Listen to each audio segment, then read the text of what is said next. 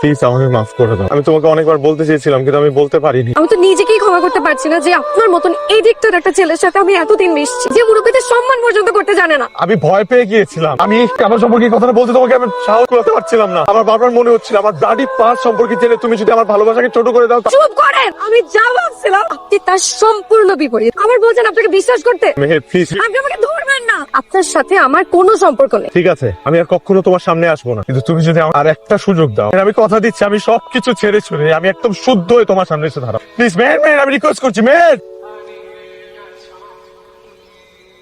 তুমি সবকিছু দিয়েছো আমাকে, কিন্তু সময়টা দাওনি। বাবার হাত ধরে একজন সন্তান জীবনে চলতে শিখে তুমি আমাকে শেখাওনি বাবু। তুমি আমাকে স্বাধীনতা দিয়েছো, যা ইচ্ছা তাই করেছি। এর জন্য আজকে আমার এই অবস্থা। কেন আমি তোমার চোখের সামনে নষ্ট হয়ে গেলাম বাবা? কেন তুমি আমাকে শাসন করো নাই? কেন মানুষের মতো মানুষ বানাও নাই? সুস্থ হতে চাই বাবা, এই জীবন আর চাই না। তোর জন্য যা যা করার দরকার সব করবো।